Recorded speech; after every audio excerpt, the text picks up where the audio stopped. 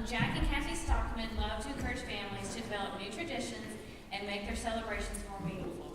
In addition to speaking to groups and churches, they offer a website, Facebook page, and newsletters. Jack is a freelance artist and has illustrated over 20 children's books, including Tables of the Kingdom and Benjamin's Box, an Easter book. Kathy has many years of experience in writing, editing, and teaching grades kindergarten through middle school. Jack and Kathy live in Oak Park, where they raise their two children, Kadria and Shay. Together, Jack and Kathy created the Advent book, which came out of their own most treasured family traditions. Let's welcome Jack and Kathy Stockman.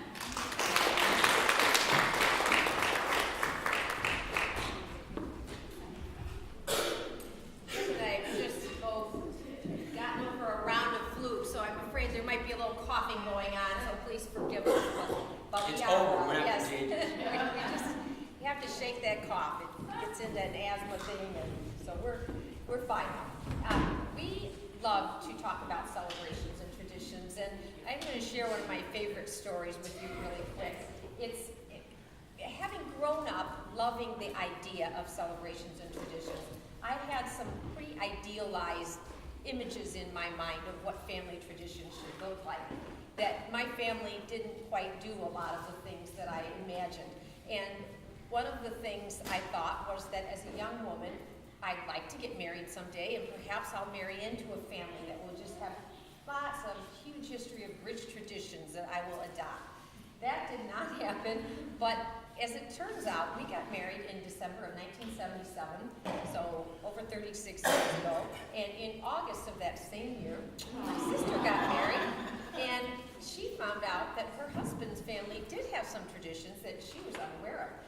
And one of them was that at the wedding, when the bride and groom cut the wedding cake, they would have a special tradition that had been going on for generations. And this ritual was that the groom's mother would come up to the bride and tie an apron around the bride. And this was to symbolize she was passing down to her the duty of taking care of her. And my sister's mother-in-law was a very, very doting mom. And for the wedding, she actually crocheted this apron. And it was much whiter 30-something years ago. But she handmade it to go over the wedding dress. And Mary was, well, she didn't want to hurt her feelings and she didn't want to end this generations-old tradition. But it didn't quite fit with the lifestyle of a busy teacher to do all of the cooking and cleaning and laundry and taking care of Dan the way his mom had been doing. And so she thought about what to do about this situation. And she did what we're going to talk about and what we totally believe in. And that is to adapt traditions to changing situations and changing times. And so after this apron was put on her, she had a little surprise. She had arranged with the best man and the groom's mother, and they brought out an apron that Mrs. Veer tied on to Dan's waist to symbolize that he also would be taking on his duties and they would be sharing them. And she just happened to go to a vintage store and get this lovely little lace one for him. So it was a fun moment, but it also did make a statement. As I said, Jack and I got married in December, so one of the very first holidays that we had together was Christmas. Our first Christmas was actually spent on our honeymoon. And then, since then, we've really thought a lot about Christmas traditions, and as many of you know, we even ended up developing a Christmas book that came out of one of our traditions. But Easter was a lot harder.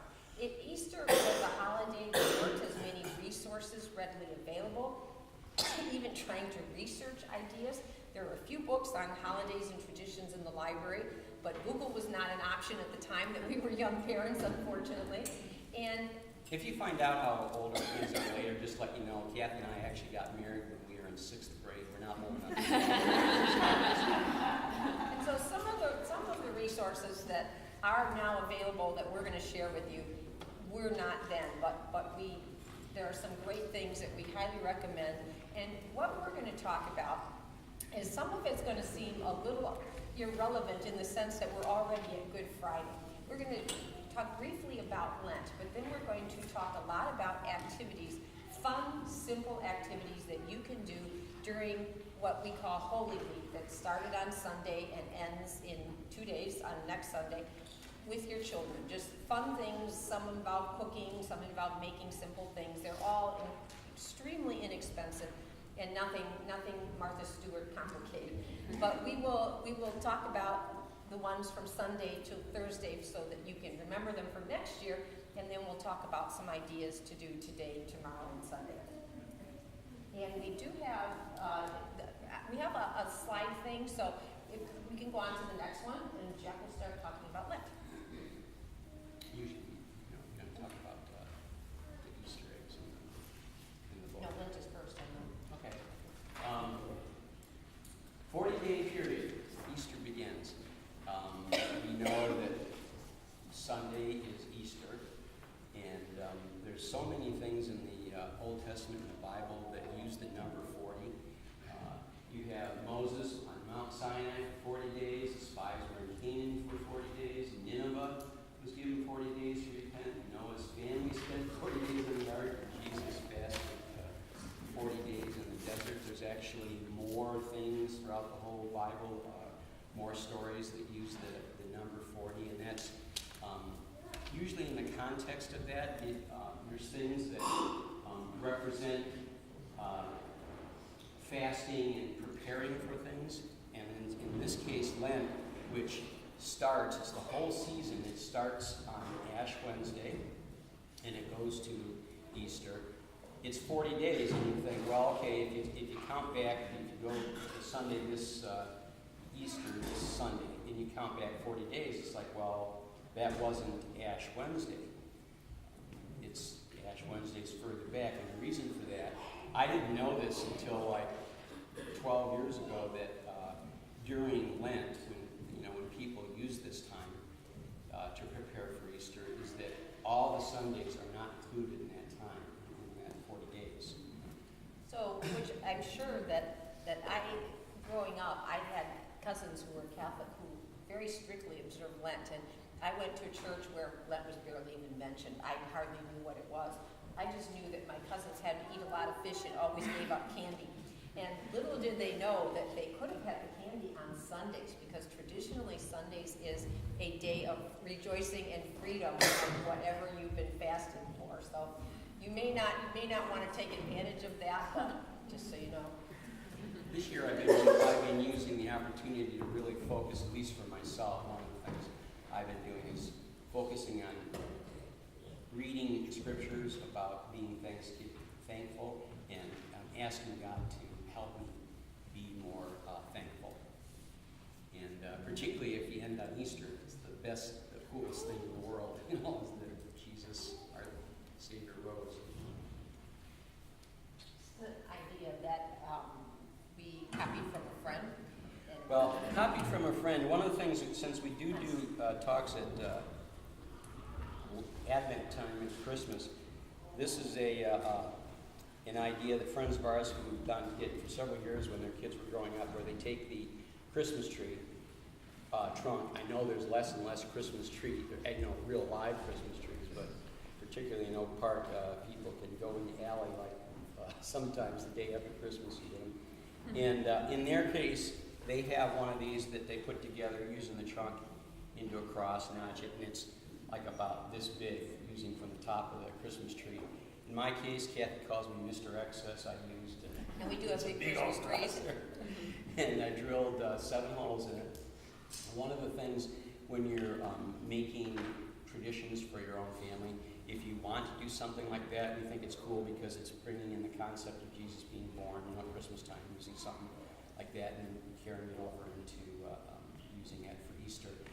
For the 7 candles, you can either use 1 candle a week, because there's 7 weeks, 40 days in Lent, or you can use it, what we started doing was just the Holy Week, which starts with the Triumphal Entry, Palm Sunday, last Sunday, and use it, light it each day.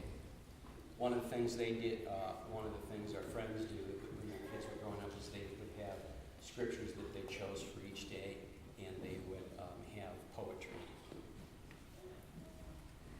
Another resource that has been around for a while that many of you are probably familiar with is resurrection eggs. These were made by Family Life. And I know many MOPS groups over the years have made their own. Just take plastic Easter eggs, and in each one, some sort of icon that represents part of the Easter story. This one just has a rock that represents the rock rolled into the tomb. This one has a cup that represents the wine drunk at the Passover or the Last Supper. And by using these, it helps the children. Obviously, anytime you can bring in a tactile, kinesthetic activity, that helps kids learn and memorize. And years ago, Jack was very blessed to be able to illustrate a book that was written to go with these eggs. It's written by Melanie Carlson, who has actually now become, first she started out with children's books, and now has become a very talented young adult author. But she wrote a book that is about a little boy who follows Jesus around during Holy Week. And he observes all the things that happen to him, and he picks up little small things off the ground that he notices, and they represent the items that are in the eggs. And it's a good telling of the Easter story. One of the things about Easter with preschoolers is that it's a hard story to tell. It is a story, obviously, that includes torture and death and explaining to children how God can die, but then how he's living again. The whole thing is complicated, to say the least. And I think that Melanie did an excellent job of telling the story in a way that was very sensitive and very clear. And I also think that Jack illustrated it equally sensitively, and it's a good resource to go with the eggs, whether you make them or use the ones for the family life. It's my 2 Sunday school kids that I taught on the cover. One of them's name's Benjamin. I don't know if any of you know June Oliver, but her son, she attends the church here. Her son was one of the models. He's now like this tall and all grown up, but Actually, Ben was, I remember in 3rd grade, he asked me to pray for him if I could pray to God, because he was kind of like pretty small, happened to be taller. This has nothing to do with Easter or anything, but he's now 6'10". Ben actually isn't Benjamin's. Oliver was, Chris Oliver was Benjamin. Ben is Ben's friend. So a little confusing. We're going to start with Holy Week with Palm Sunday, which was last Sunday. And go to the next slide. And you have the Yeah. handout that starts for first day. We'll come to it. Oh, there's a handout that has the whole week. It's a long list of all the days. If you look at that one. What about the tables? Is this one? No. It says Holy Week on it.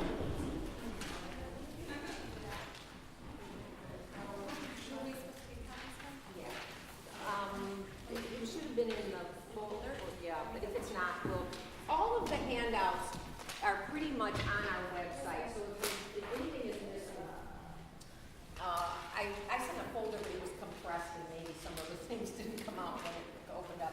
But this is just a listing of each day's thing, and you'll see it on the PowerPoint, and it's also on our website. There's going to be, one of the things that we've done. And you know what, I have some copies. Let me pass out the ones I have left over from another talk.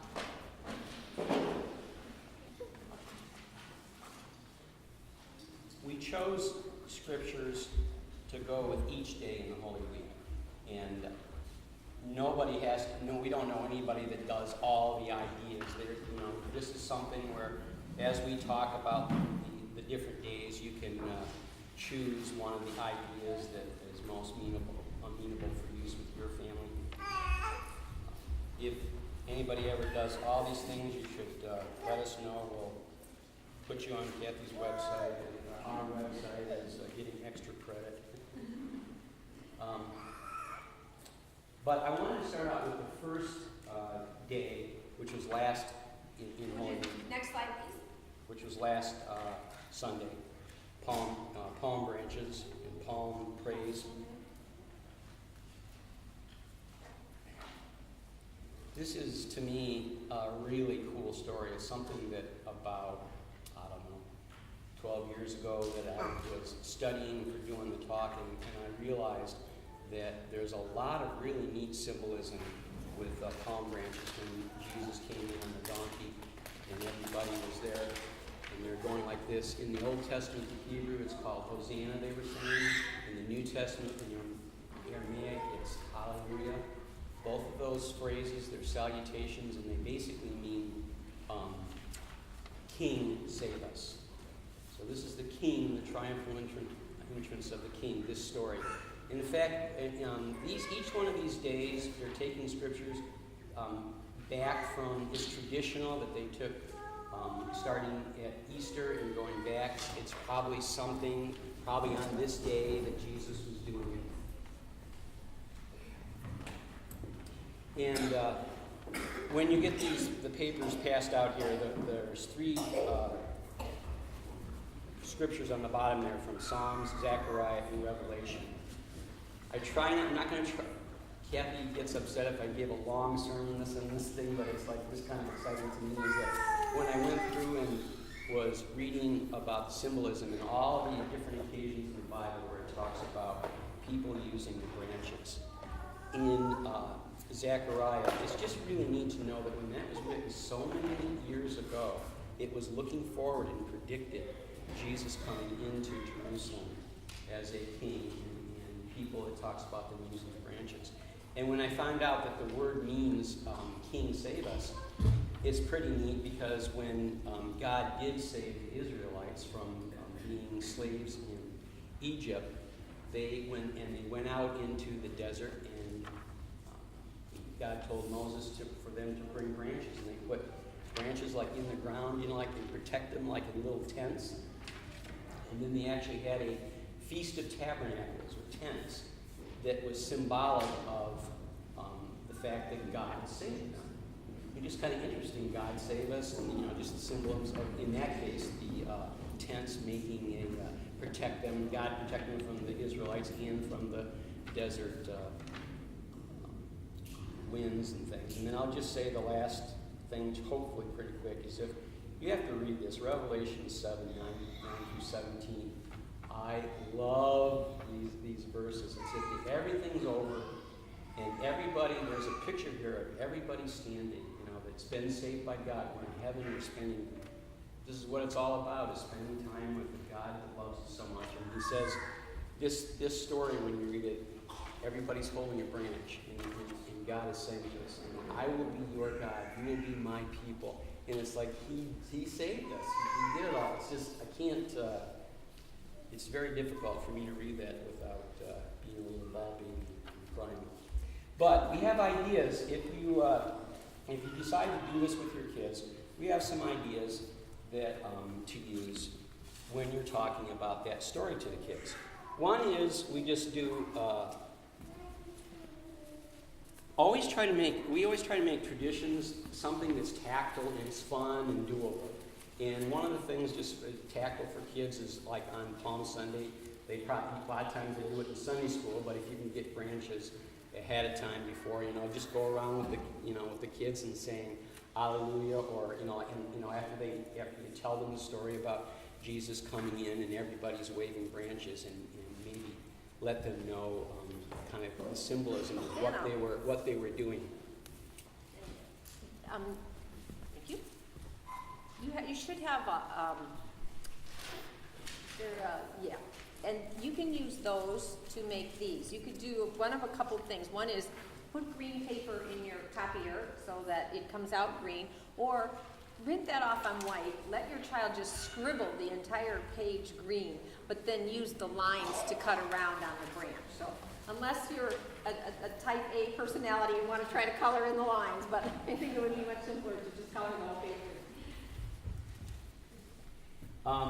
We also think it's a good idea when you're talking to them about king, the whole concept of the kingdom, that we're in God's kingdom and looking at Jesus as the king. My very first book that I illustrated is a allegorical. It's called Tales of the Kingdom. You don't have to read this book, but there's this one's for probably a little older kids.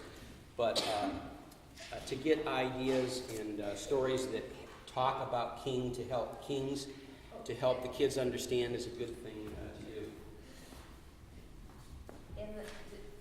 After Palm Sunday, the Bible says that Jesus, that whole week, went to the temple and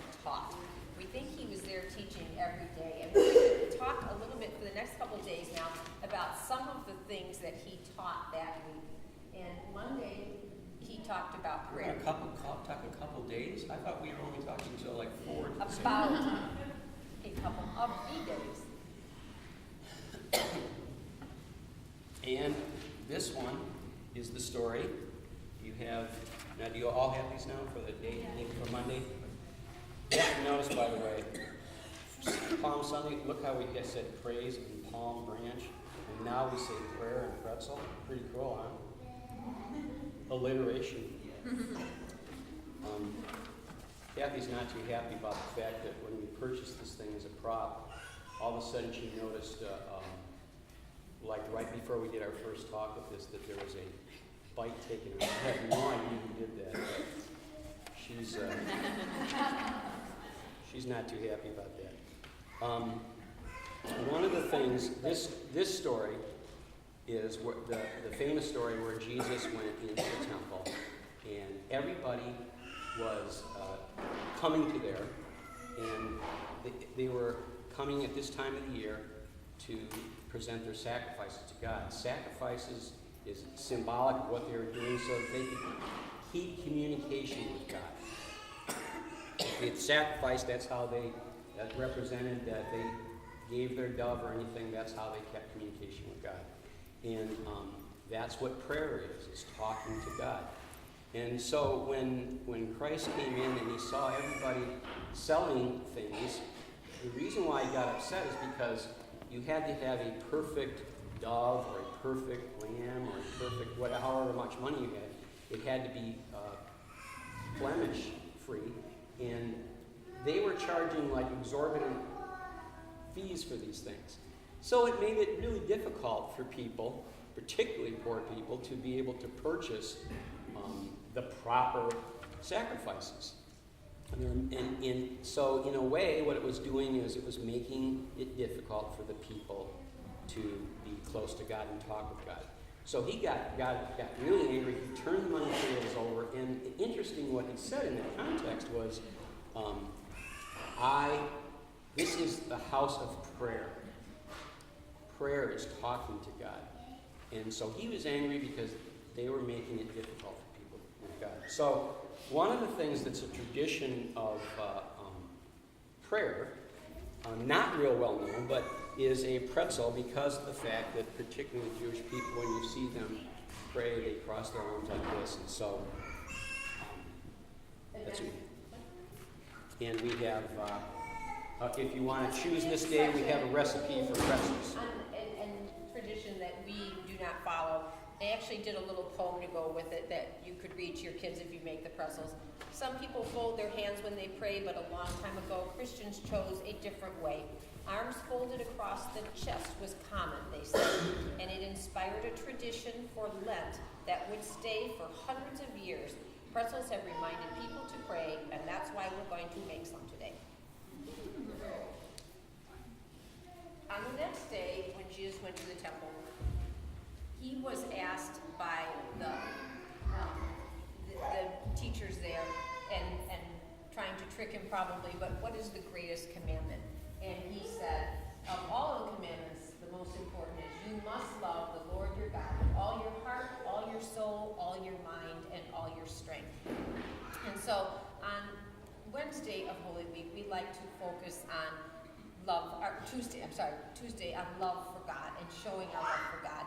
And for that, I just think is simple, just telling God, just writing something. I love the Bear books that if you have children already in school, lots of times they use these in school. You can get them at bearbooks.com, B-A-R-E. Because they plan, and it's fun you can do an alphabetical thing, ABCD things you love about God, or just do it daily, write in it during Lent, every day something that you particularly appreciate about God. You could write simple poems. You could just do pictures, of course. I'm assuming that if there's writing going on, the child is dictating and you're writing. But the child could draw pictures, which could have words or not words. But it could just be a love letter to God. You can do this yourself along with them. Find a just pretty small diary and write your own notes of appreciation.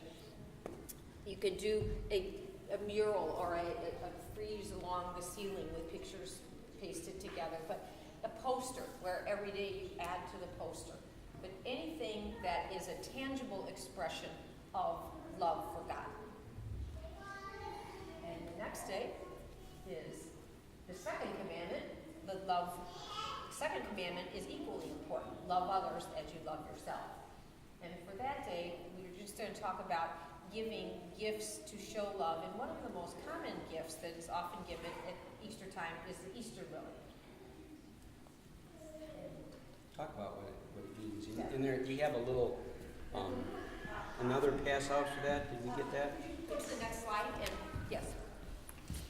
If you would like to give someone a lily, we have a little card things that you can pass out that you could use to write on the lily what the symbol is. The lily is a symbol of purity and light. And on Easter, we celebrate the resurrection of Jesus, who is a pure light in the darkness. And then you could, there's another little greeting that you could use if you want, so that you could make a card to go with your lily. And you can buy lilies, but Jack's going to show you a really fun way to make lilies right now. Yeah, I've always loved origami and working with paper and stuff, and so this to me is a really cool idea where you take the kids' hands and your hands and you just trace them. And then you cut it out.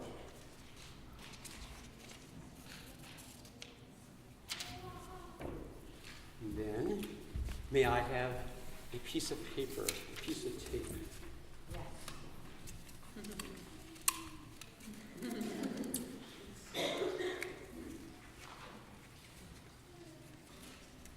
This is actually kind of where you have to help the kids the most, make it into a cone shape, the hand. And then you can either use a pencil to curl for the, or you can use a scissors. Good thing about that is if the kids cut themselves, then you can talk to them about the blood of Christ. And I did this, for me, I'm sort of like Monk. It's bugged me that I did this where you have the black outline that I did here to show you the hand, but you would normally not do that. He would normally use the other side so the black doesn't show. And then I got these from, where is that? IKEA. And then I took, thank you. Why am I doing that this morning? And I put them in the straw there. Put a little bit of cotton in this because these straws are kind of thick. So, and now watch. Lily. You can make a whole bouquet of them and put them in a little vase. It's a fun thing to do. And I think awesome, even though it's simple. Thursday is called Maundy Thursday, and it is called Maundy Thursday. How that got started, I have no idea. But I do know that the word Maundy is Latin, and it means commandment.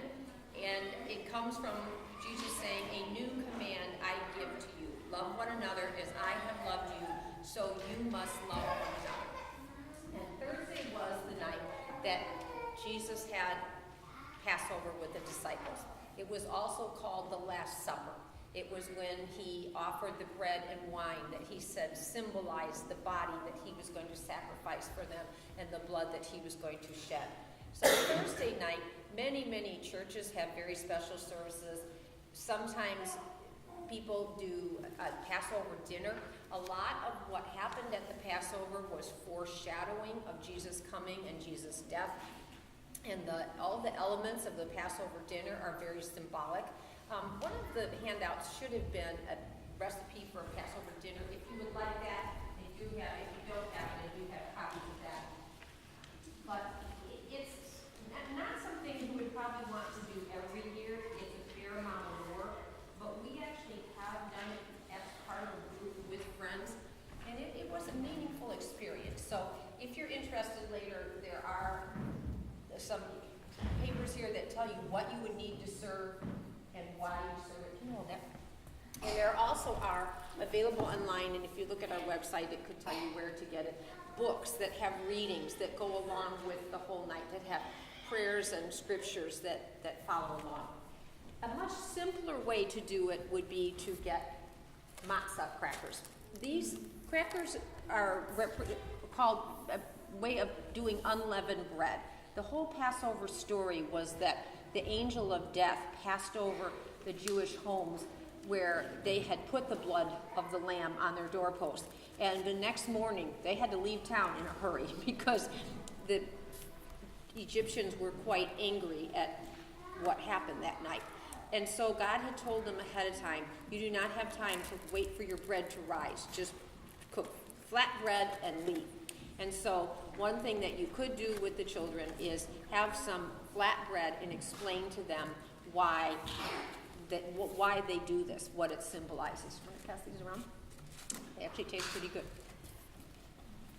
Another thing that happened that night was that Jesus washed the disciples' feet. He wanted to show them the example of a humble servant.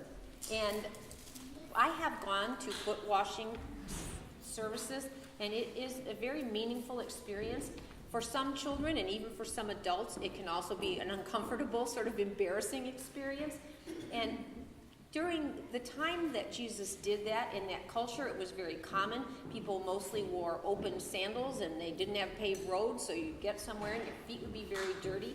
And that would be something that a gracious host would do, would be to offer to have your feet washed so you would be comfortable. In our culture and our living circumstances, most of us have shoes on, or at least we're not walking on dirty roads and don't need our feet washed every time we come to someone's house.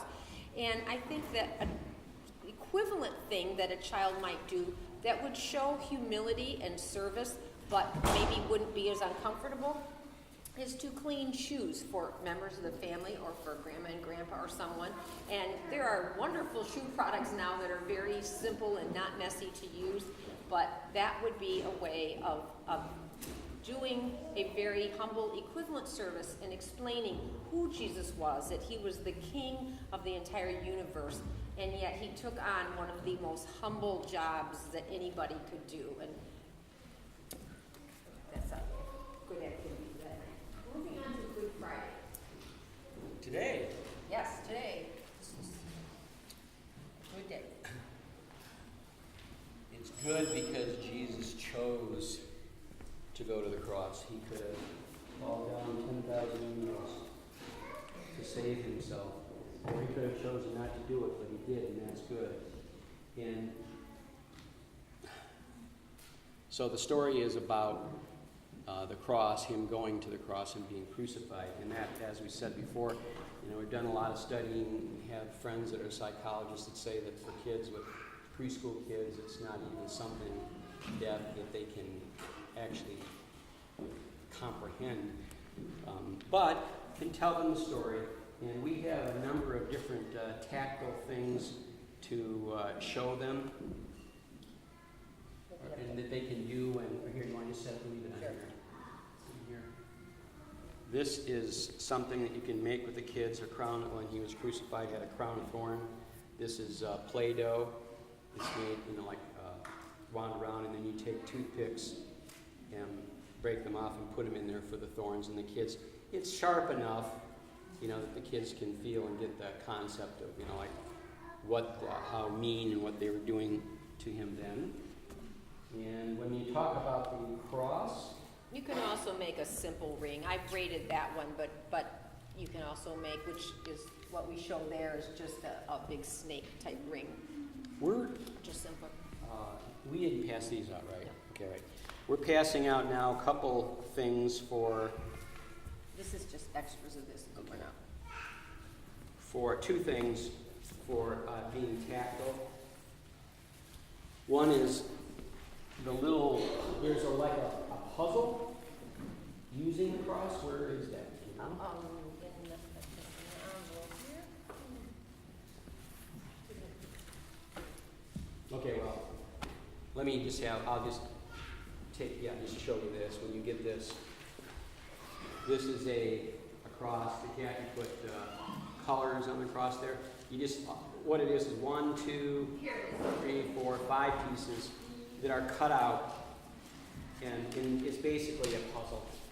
And it looked like it should be so simple. But when I tried to put it together, I felt like I definitely was puzzle disabled. And so I took my computer and actually made the color marks on it so that you can, if you want to print it up in black and white and you feel really challenged, like a good challenge, feel free. But I printed it in color for you so it helps to see where the pieces go to make the cross. And here's just another simple idea. Remember, I like origami. This is like a paper airplane fold. It's 3 folds. When it's open, it's like this. And you do 1, 2, 3, and then I drew the line here to show you, like, right from the spine here, about 1/2 inch over. And while you're talking to the kids what happened to Christ, you can just cut it along that line. Super complicated idea. And then you open it up, and once again, it's a cross. And it's much less, you have a little diagram there, but that makes it look more complicated because that's a diagram for doing the cross like that and doing a square cross. So you see actually only the first row of steps. So it really is quite simple. And one of the things that we do, a couple more things, is that for 3 hours, it says after Jesus died, the whole area got real dark for 3 hours. And one of the ideas that we do, which is really, really difficult on a day like this that's so sunny, is, like we hardly get sun around here, but, we'll actually close the drapes and the shades for 3 hours and open it up. So it gives them another tactile, visual idea of what happened. And then I got these at that super high-end store, McDowell's. I got these $1, Michael's got these $1 crosses, and I glued it and made a cross thing. And we usually take this little scarf and put it around like this until Easter, when we take it off. And there was, I just remember, I wanted to show an idea. I wanted to show the idea of that terrarium thing. There's a lot of... it's on our website. Yeah, on our web. Kathy does actually too. She does a lot of work on the website. There's a lot of free ideas for different holidays, different ideas. And that's at celebrationsandtraditions.com. You have to have an and because... I'm going to pass out. I do a newsletter that is anywhere at the very most once a month. Sometimes I go for 3 months without doing one, but it's on holidays and things like graduations and showers and meal times and all kinds of family things. A lot of the same type of content that's on our website. If you'd like to sign up for the newsletter, you can also sign up on the website, which might be simpler. But they're also, the third resource available is, the website is sort of like an encyclopedia. You go there and you look up, I want to look on how to use books or technology in my family. I want to look up holidays. I want to look up birthdays. We also have a Facebook page that is Celebrations Ampersand Traditions, and if you subscribe to it, we'll have a new idea that would pop up in your news feed. And I try to do one every day, but sometimes, again, depending on circumstances, it might not be every day. But everybody does now. Ampersand is the and sign. The and sign instead of the word and. But those are kind of fun because those are fresh. I don't update the website more than once a month or so, whereas the Facebook I try to update daily. But the thing that I frustrated that we forgot to get that picture of this terrarium is it's too late now to do it now for today, but usually you can do it like a week, 2 weeks in advance. And there's lots of pictures of these things on Pinterest, and you can go to our site to look at it, but it's really cool where you make a terrarium with rocks, put 3 crosses in there, and have like a paper cup that you put dirt over, and you can have like a stone that you put in front of. So it's the. They're really. And then you put over the dirt, plant grass, and it's just a. Do you know that MOPS International actually has an Easter Pinterest page of their own with ideas for Easter? We have a link to it on our Facebook page. You can check out. The next day after Good Friday is tomorrow, and historically, that has been known in many churches as Holy Saturday. And it was another difficult day for the disciples and the other followers of Jesus who had watched him being killed and did not know what was going to happen. And they were mourning, and frequently throughout church history, there has been candlelight vigils on Saturday night. And one of the ways I'd like to do that as an activity with your children is to do a home vigil called A Light in the Darkness. And I don't know if you got that either. It should have been a reading called A Light in the Darkness. Do you have that? One is 2-sided paper. If not, I have some available here, and this is also on the website. The first side has a reading that you do with the children, a responsive reading, and it's all about scriptures that have to do with Jesus being the light of the world.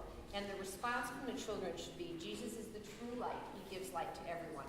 And if that's too much to say, just Jesus is the true light is fine. And you light a candle in the middle and you read each of these scriptures. For instance, one is, I have seen the Savior you have given to all people. He is a light to reveal God to the nations. Many kings will see your radiance, etc. And then on the second side, you take the light in the middle and either use it symbolically or literally, depending on whether you want to use battery-operated candles or real candles, and you light, each person has a candle in front of them.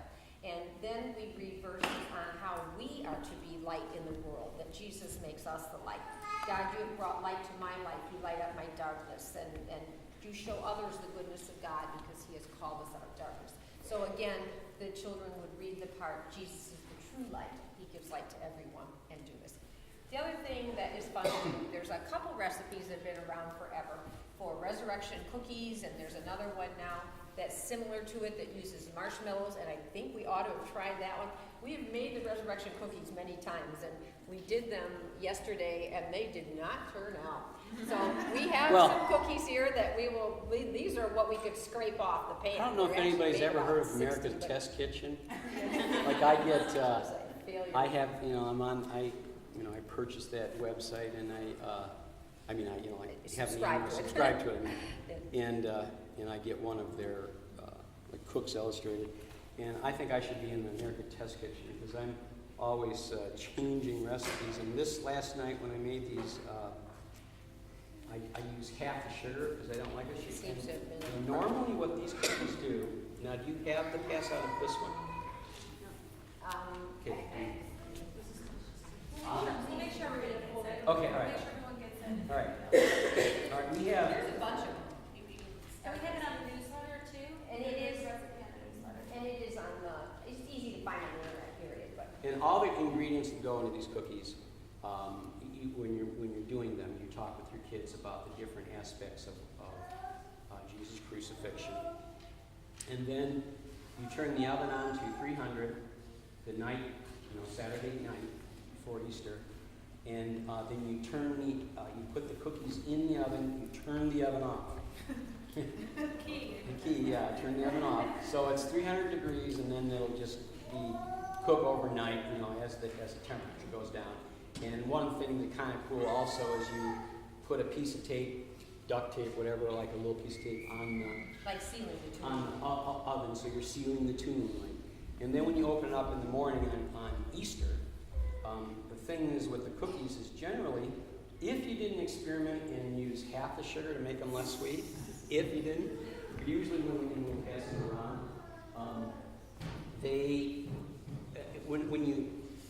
on Easter when you take the tape off and open the door and then you bite into the cookies, they're usually hollow. So it's kind of like a neat thing, like an empty tomb.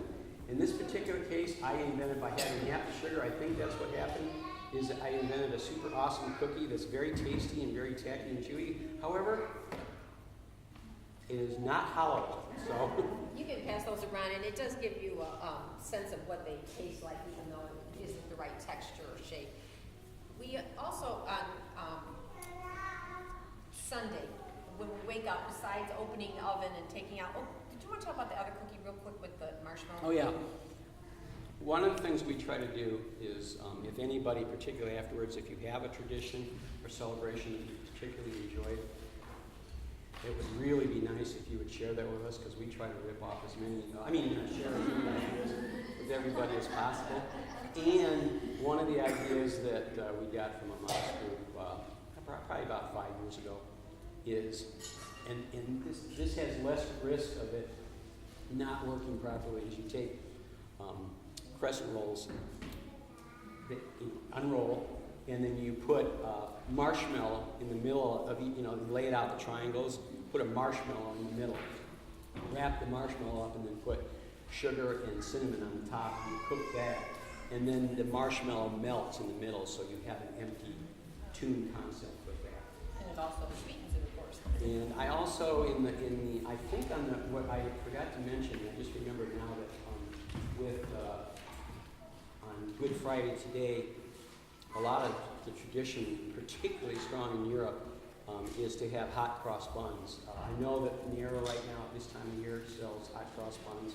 That's just another tactile way to bring in the story about the cross.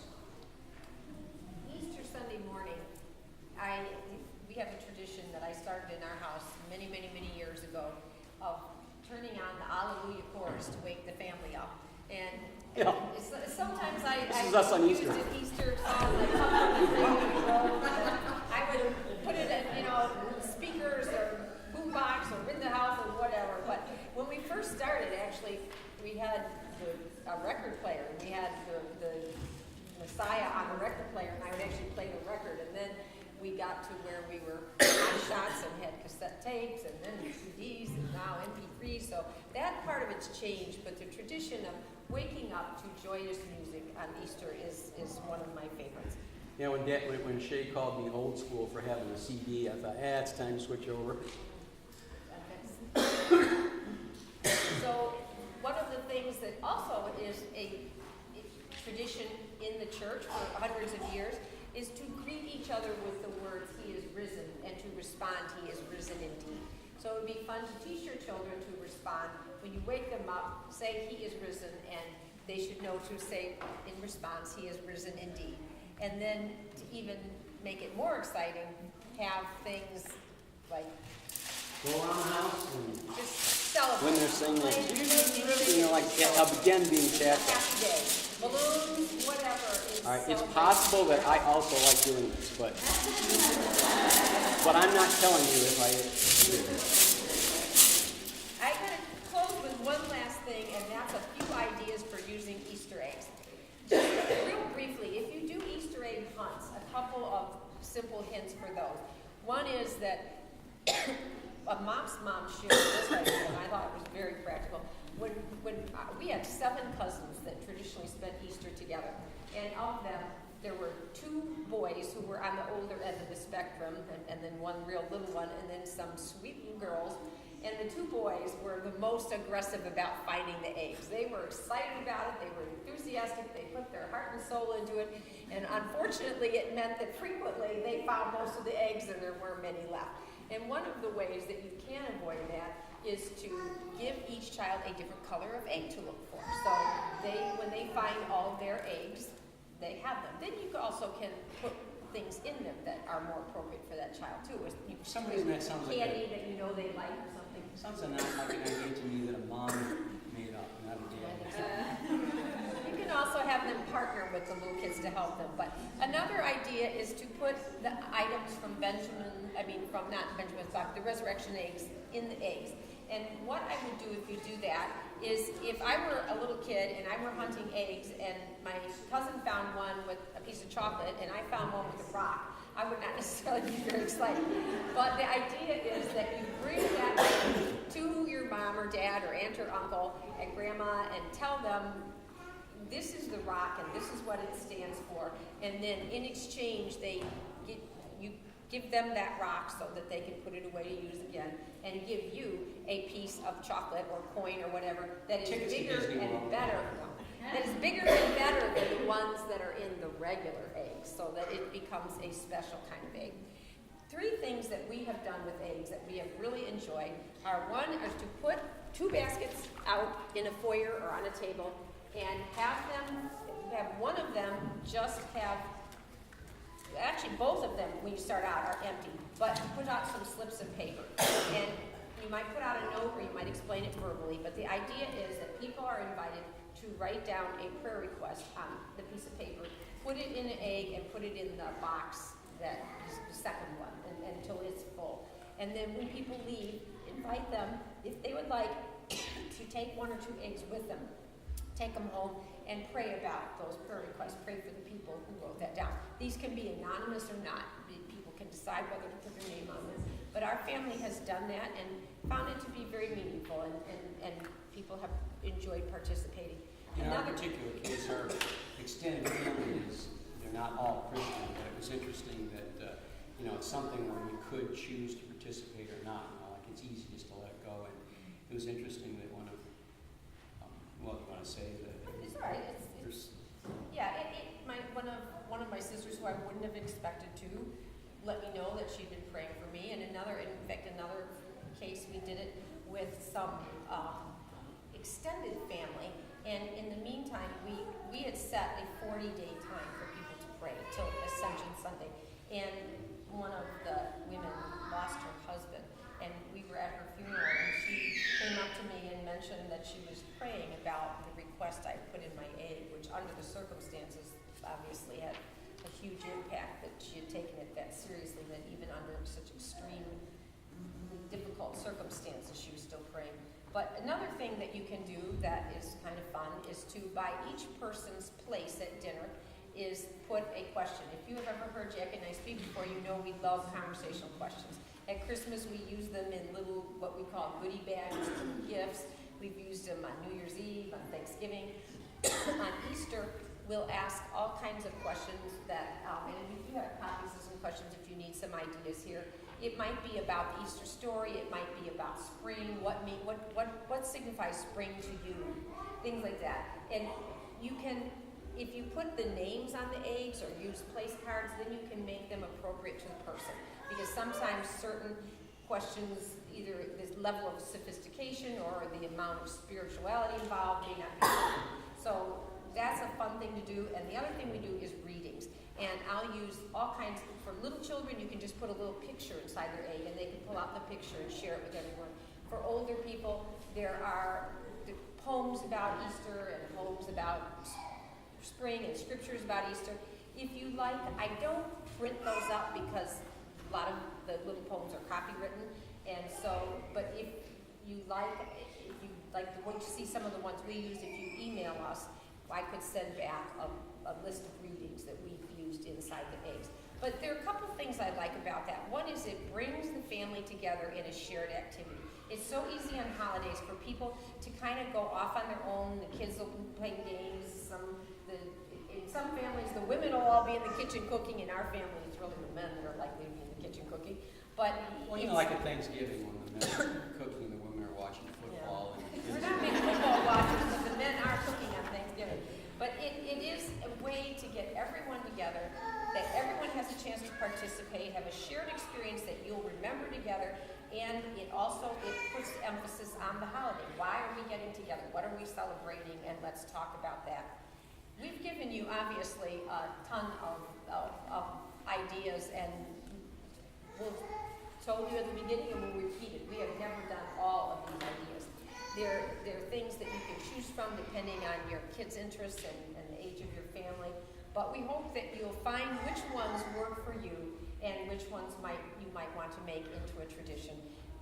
When I look back on the desire that I had to have family traditions, and I look back on our 37 years of marriage and raising our kids, and now our kids are adults, and we just celebrated our baby's 30th birthday last month, and it's sad in some ways that many of the wonderful times that you have with your children, we are past those days.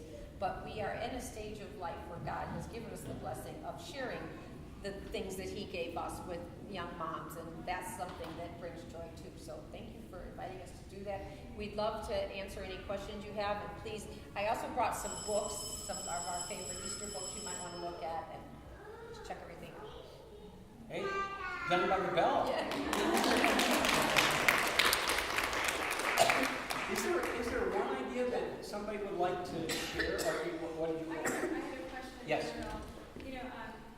This past year I've been trying to focus a little bit more on how to get some of these holidays more, just so my children understand that it's about Jesus. How do you, when you're at school, or when you're seeing all these Easter icons and the Easter bunny and all of that, like, what's like one thing that you guys maybe told your children about the Easter bunny, because you can't avoid it, I feel like I Actually, one of the things I just put up recently and is on our website is there's a website that explains all of the Easter symbols, like the bunny and the egg. There actually were reasons why a lot of these things became symbols, and good reasons.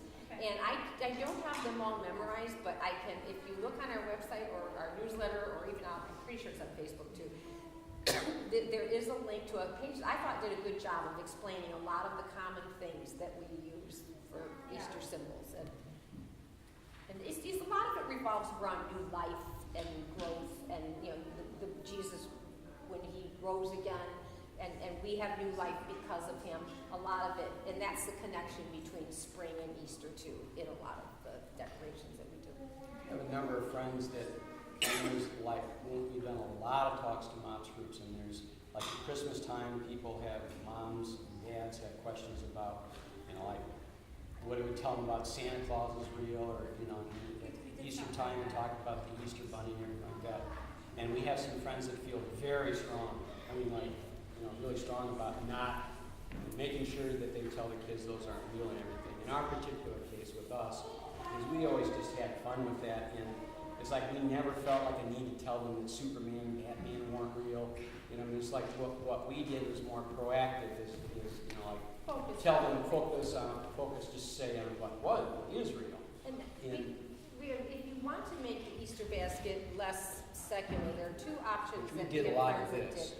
One is you can put things in it that like you can, instead of a stuffed animal of just any kind, a stuffed lamb, and talk about how Jesus was the Lamb of God and what that symbolizes. You can even put a little card with it instead of lecturing them on Easter morning. But if you go to a Christian bookstore, there are tons of gift items that you can get that are more spiritually oriented that you can put in the Easter basket. We had a friend that didn't like the idea of her children waking up on Easter. Where's my Easter basket? Where's my candy? And so, but she didn't want her kids to feel like, well, our family doesn't, you don't get to do that. And so what she did is she did a spring basket, and it was exactly like the traditional Easter baskets, but they got them on the first day of spring. So when they woke up on the morning, which often was before Easter, so they got, they didn't have to wait usually past when the other kids got them. And she called it the spring bunny would bring the spring basket. So, The spring what? bunny would bring the spring basket. I was, Betsy, I don't know where she went, but one thing that she did that I thought was really interesting, she made her own resurrection eggs. She put hay in one of the eggs to connect it for her children. Easter, Jesus, and nativity, to understand this is the story of Jesus. Yeah, I thought that was that was the same purpose. Similar like like the that, Christmas yeah. card. Yeah, and I like any time that you can do that. I like that. That's a good. It's like one of the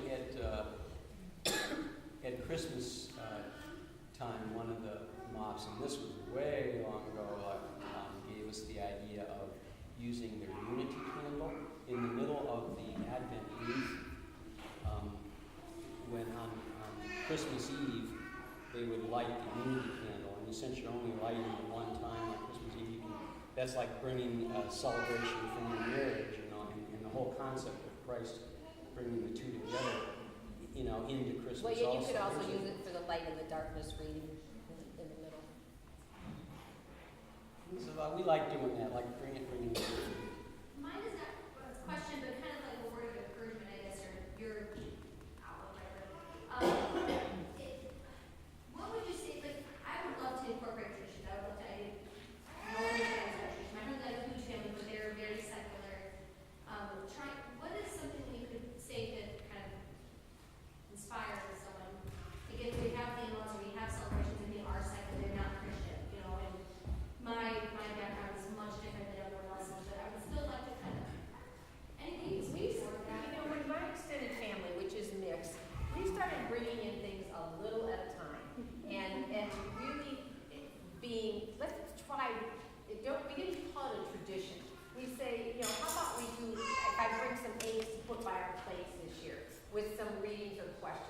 and then, be careful what's in them, that there wouldn't be anything that anybody would, upset about. And then if they like it, then you could say next year, how about if I do those eggs again that we did last year?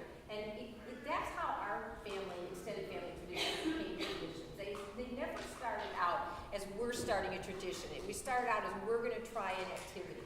And some of them, it was a one-time thing. It was like, well, that was nice, but and then other ones, we loved it, and we kept doing it and doing it. And some are ones that we do frequently, but not every single year. So, but I would say by trying, and then getting, even if you can sit down with one or two sister-in-laws or mother-in-law and say, I'd love to plan something special for the kids for the holiday this year. What do you think of some of these ideas? Do you think we could do one of these things on the holiday? And get people ahead of time to buy into it. But do you have other members in your family that are Christian? My mom, but she is like, woo, like really, like everything is very, not religious, but she's very connected. She's very strong Christian, so it's kind of like, we have her that inputs a lot, but then me, I'm in the middle, and my husband and his family is very non-religious. So it's kind of like I'm trying to be the balance of, and they're trying to follow my mom. And there are even some days, you could bring some decorations that have like palm leaves or different things that you put on the table or on the buffet among the food things or something that bring. You can bring maybe music, have some music playing, and have some Easter song maybe. The thing that we talked about that really worked well for us, Kathy was telling me yesterday that we're having Easter Sunday at her sister's house, who's, like we can't direct, it's sort of like Christ is not, the reason why we're celebrating Easter, like when we go there. So, you have less control, but one of the Easters that we had at our house, what we did is we had Easter eggs by everybody's table. I mean, where they were sitting at the table. We've done it at Mary's house too. Yeah, we did it at her sister's house, who's Christian in the family. And then each person knew who was going to get which eggs. And so, and each person had their time as we went around. They'd open the egg and they'd find out they wouldn't know what was in there. There would either be a question or a reading. And we had a poem about spring that somebody who wasn't a Christian could read. We enjoyed that. And then somebody like her dad who likes to, he doesn't preach, but he likes to say what he thinks about, how he genuinely loves God. We give him a question about something about Easter, like what do you like most about Easter? I'm just saying like that. And it worked really well. And I don't think it felt like people were being preached at. As long as the activities were simple and fun, and we didn't say you're going to have to do this every year. We didn't bring it in as this is a new tradition that we're bringing that we're going to do every year. We haven't had too much resistance. But it's got to be pretty simple. And I try to say one thing real fast. I don't know if I can say it fast, but it's like when the kids were all extended family, when they're all young.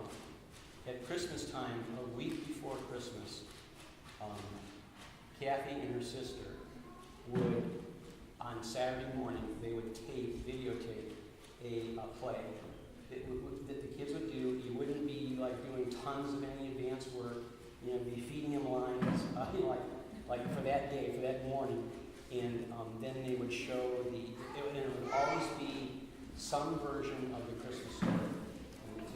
Like one of the things that you could, and that really did work out well, it brought the story, but one of the things you could do is have your children make a lily for everyone to put next to their plate with one of those little cards that explains what the lily means. All right, so she said we only have 2 more hours, so. Anyways, thank you. If you have an idea afterwards for us, we're going to break up into discussion rooms now. If you come up with any good ideas at the table, let us know.